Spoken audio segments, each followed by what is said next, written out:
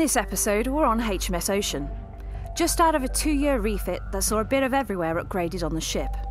A lot of work from a lot of people and at a cost of £65 million. She has now taken over from HMS Illustrious in its role as our helicopter landing platform. We will be bidding a fond farewell to Lusty later on. On board Ocean, we caught up with 3 of your fellow Oppos to see what the appeal is for them about being in the Royal Navy. But first, we join the Fleet Commander on a visit to HMS Richmond to hear about the new manpower measures and to join a divisional chat with some of the ship's company before it sets off on the first of the new 9-month deployments.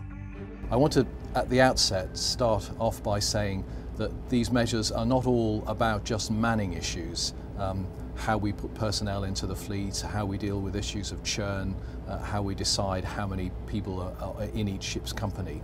They're also about how we sustain the fleet, how we support it, both in base port and abroad, and also about how we schedule it. We felt the need to act now because we are aware a number of legacy issues have been building up over a number of years, relating not just to how hard the fleet is working and how many people are employed in the fleet, but also to the way we have contractorised and commercialised much of our support business. And that's led to some unsustainably high levels of voluntary outflow amongst our technical senior rates, which we need to address. We felt the need to rebalance the programme of how we schedule our destroyers and frigates, and in particular those we send to Atlantic Patrol Task South and Operation Kipian. We realised that if we lengthened their deployments to 9 months, we could significantly lengthen also the amount of time between their deployments to give them much greater sense of stability and variety in their programmes over a 3 or 4 year period. But 9 months is a long time to deploy for, and we recognised we had to break up the significant commitment a deployment like that would make.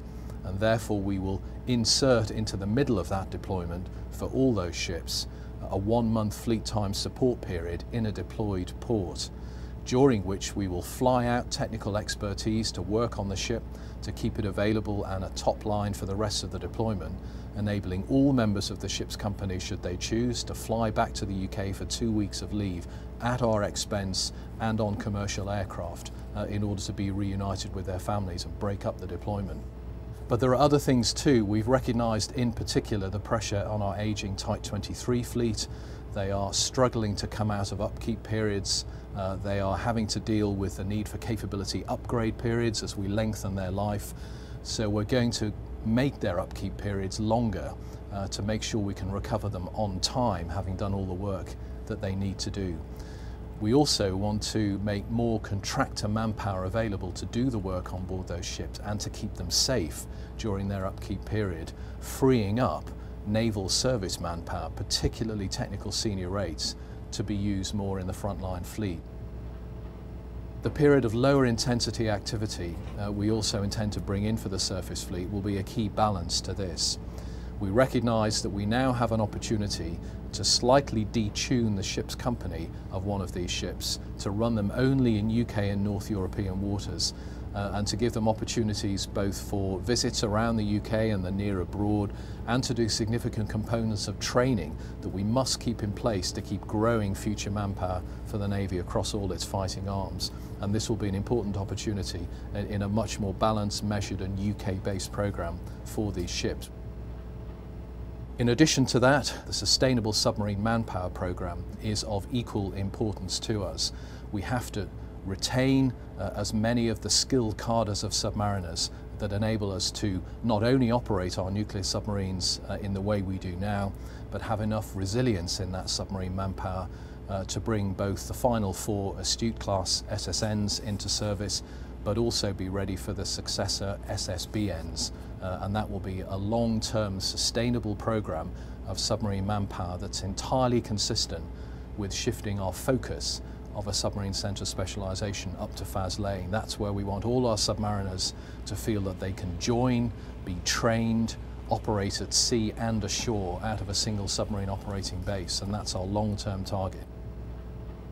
The RFA manpower programme is significant in its own right, because without the Royal Fleet Auxiliary and all they do for us, the Royal Navy can't operate at sea in the way it does. and they too are feeling gaps in their technical officer cadre, and we're having to look at measures to bring more people in there. That's an interesting and exciting program because the RFA has more flexibility than the Navy does to look at sideways entry and lateral recruiting from a whole raft of organisations across the marine community. Also, a key part of the programme will be what we're doing for the Royal Marines of 3 Commando Brigade. The Commando Operational Readiness Mechanism is an exciting new way of balancing the employment of all commandos within 3 Commando Brigade to get a sustainable, viable programme of employment that will serve both standing commitments and also the Marines' requirement to be at very high readiness to deploy on operations. And finally, we introduced a program called Faraday, a key part of adjusting the work-life balance that our engineers will have. It's going to give them a much better sense of professional worth. It's going to improve their access to tools.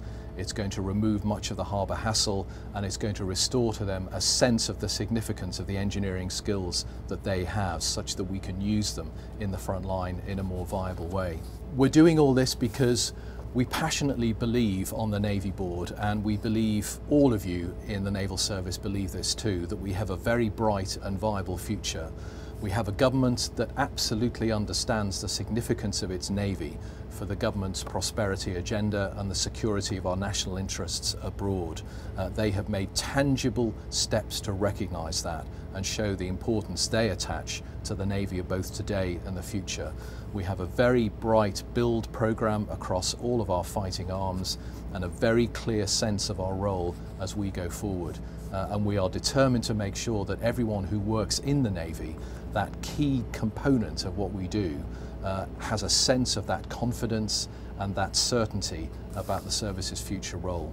To do that, we've got to take stock now to rebalance the manpower we have available against the tasks we have available, to listen to the concerns of people as to why they're contemplating leaving the service, and to address those decisively and early. And that's what we're seeking to do with this programme.